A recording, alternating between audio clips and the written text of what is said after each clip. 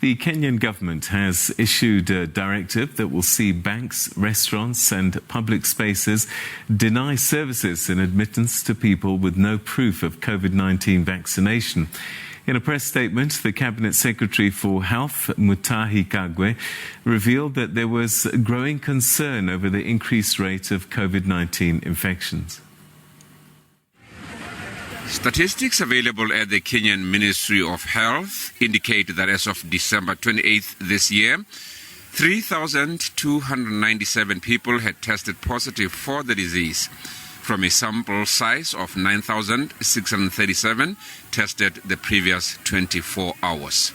According to the ministry, the positivity rate is now at 34.2%. with total confirmed positive cases now at close to 300,000. It is not yet clear how the government intends to implement this directive. However, there has been resistance from a section of the public. Others are of the view not everyone knows the vaccination center, requesting that the government should set up the centers outside supermarkets and malls, so that those who go there get a chance to be vaccinated. However, the Kenyan government is still rolling out plans to encourage more people to vaccinate. As of Wednesday, a total of over 9 million vaccines had so far been administered across the country. For more on this, we're now joined by Dr. Davji Bhimji Atellah, who's National Secretary General for the Kenya Medical Practitioners, Pharmacists and Dentists Union. Thank you very much indeed for joining us, and welcome to the program. Thank you so much. This piece of legislation or this law, it has good intentions, but is it practical given the circumstances that the country is in at this time? Actually, the intention to have everybody vaccinated is a very good thing that we actually allowed the government for. But the aspect of making it mandatory and denying services is what is not implementable. When you look in the country, currently, only 14% of the Kenyans have been vaccinated. It then means more than 86% will be denied services if this particular law is enforced.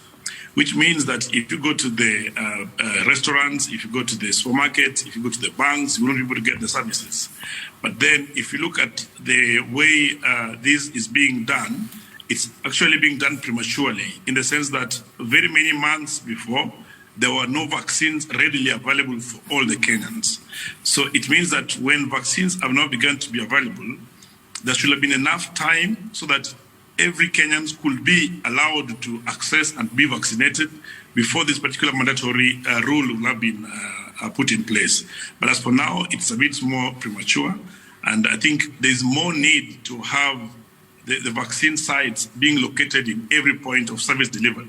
As a doctors' union and different civil organization, we've tried to involve or tell the government that the ultimate way is to ensure that if somebody is going to a restaurant, or is going to the bank, or is going anywhere, if they have not been vaccinated, they should be vaccinated at that point rather than being denied the services. Because fundamentally, that also violates some of the rights. I spoke to a gentleman from Human Rights Watch not so long ago, and one of the challenges he raised was that even if you wanted to, you couldn't vaccinate that many people in that shorter period of time. That's actually very true, in the sense that, up to last month or the months before, there's been less than 10% of the adult population vaccinated. But now we only have at least 14%. So it means that 86% of the Kenyans, adult Kenyans, cannot get the services that they need. There's also the youth that is between 15 and 18 years who are now being vaccinated. Then it now means that a bigger population, Kenya has a population of 55 million. It means many people cannot access these services. So this rule or this mandatory policy is more, the intention is good, but it is prematurely being put in place. Ideally, more Kenyans, the access should have been enhanced in different places, and then the vaccine should be made more available so that a time is given for people to get vaccinated before such rules are put in place.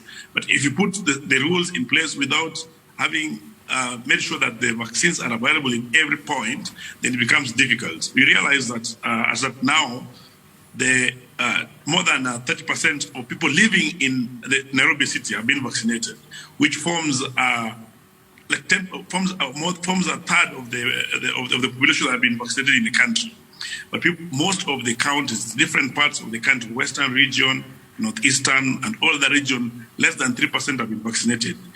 That it means that majority will not be able to get the services. That will ultimately affect the economy and affect services and even affect business. So there's actual need that most people be educated and empowered to really get the vaccine rather than being denied the services. Let's talk about the medical aspect, because it's about trying to manage a pandemic. How else can you do it then? There's one thing that we've been talking about all the time, that there's need to have the public educated. The public need to know the value and the need to be vaccinated. That's one thing that the government needs to really invest in. Just the way we do political rallies and we do civic educations, that need to have with the vaccination. There's need to involve different stakeholders, that is the medical unions, the associations, the civil societies, and the church leaders, so that everybody in every place knows and values the need. So with that, there'll be more acceptance, and the hesitancy, the myths surrounding the vaccines will be reduced, to the point that in every place you go, if you go to church, the church leaders talk about it. To me, the village, everybody talks about it. That will bring more acceptance and reduce the hesitancy. The other thing is to make the vaccines available. There are very many people who have been looking for these vaccines, but they have to go to move to use public transport and move to places where these are available. That means the deployment has not been uniform to every place. So there's need to actually have these vaccines available in every point, in the bus stations, next to the pubs, next to the supermarkets, and every other place, such that when you go to get those services, you are not denied the services, but you are actually given the vaccine so that you get the services after that. That will be a better approach than denying the access. The other thing that we've seen how the healthcare in the country has been, we've been having very low number of healthcare workers, low number of service provision. So there's actual need to have more workers employed in different aspects so that the service provisions can actually be enhanced. And that will bring a better approach to acceptance and to getting the people vaccinated in the country, rather than putting only mandatory without regard to the people understanding what the vaccine is all about. Where are you in terms of the COVID-19 infections story? Are you in a third, fourth wave? Has Omicron arrived yet? What is the panic that government is experiencing? Currently, we are at the fifth wave of COVID, and I think the Omicron was first reported, I think, 2-3 weeks ago, but we believe that it has been there for a longer time. I think it's only that in South Africa and Botswana, they identified the sequencing earlier. But so currently, within the last 3 weeks, the positivity rate has actually really increased. Within the 3 weeks ago, it was at 1% and 0.5%, 1%. Now we are at 34.2%, meaning the numbers of people that are getting infected are very high. But on the flip side, the hospitalization rate has not really gone high, and even the deaths have not been really high, because we see yesterday and today, the deaths that have been reported are actually low. And that has made it easy and possible for normal activities to continue taking place in different parts of the country.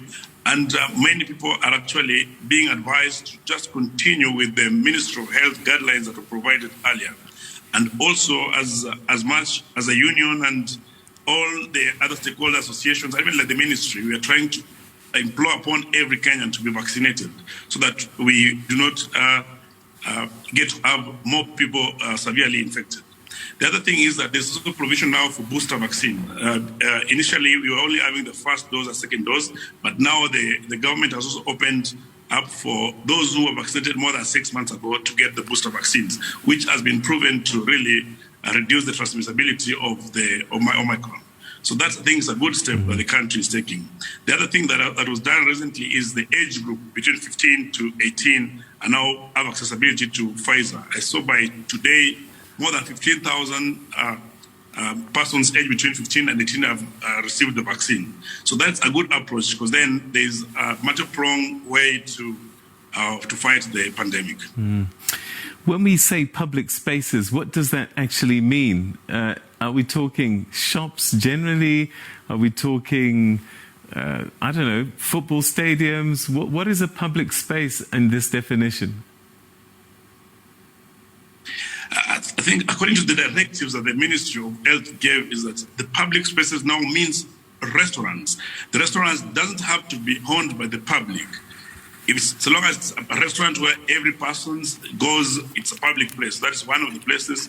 The bars, the public transport, using the airlines or the aeroplanes, any gatherings, the stadiums, all the going to the hospitals, going to school, all those particular amenities and social service provision are considered public places in this regard.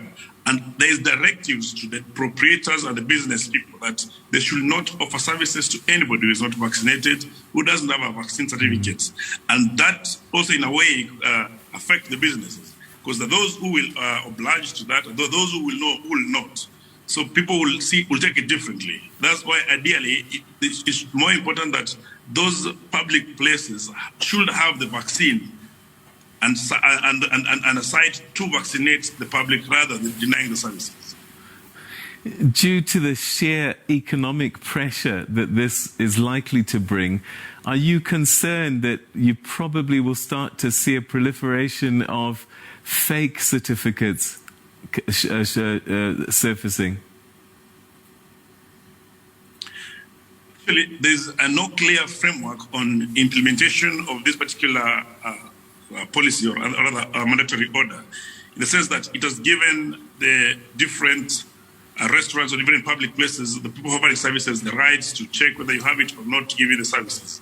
So that's one thing. There are many people who will just lie that they have it and they don't have it. Those who will photocopy some, those who will have fake ones, and that's a clear thing that will affect the whole vaccination process. Those also who, when it has been put, the restrictions have been put as such, there are many who will also opt on other means. Those who will also do corruption. So you go pay somebody some bribes to allow you to have the services or to say that you have the certificates. So these have happened even during the curfews, where some people will work with lose money to give the police or to give the askaris so that they could get to pass on the curfew times or to get the services. So ideally, there's no clear plan on the implementation of the rules that have been put in place, or rather the mandatory orders. So that's something that need to be considered, and that's why, as Doctors Union and other civil rights organizations, we were saying there's actual need that the stakeholders, the public, need to be educated and to understand the need to be vaccinated, so that they do something that they will love to do rather than being forced without any information regarding it. Do you think that the government will step back from this, because it will have a huge impact economically on the country? Ideally, it is almost impossible to have more than 86% of the Kenyans, that is more than 20 million vaccinated within a month or two. It's not practical, because even the vaccines that are available in the country since the start of the vaccination, that is March 5th to date, has only been 23 million doses, which means that even if everybody today turn out to be vaccinated, there's not enough vaccine to have everybody vaccinated. So ideally, I am sure with the pressure that is being given, the government will take a clear direction that is implementable rather than the forceful direction, because many will not be able to get the services, and the ramification of the same mandatory orders will also be seen in the country. Dr. Atellah, we'll leave it there. Thank you so much indeed for joining us and giving us a little bit more insight into what these new regulations might mean for ordinary Kenyans. Thank you for your time. All right, that's Dr. Atellah joining us from Kenya. He's the National Secretary General for the Kenya Medical Practitioners, Pharmacists and Dentists Union, saying that this new policy by government to ban people from public spaces if they don't have a COVID-19 certificate is going to be a problem because only 14% of the country at this stage has been vaccinated.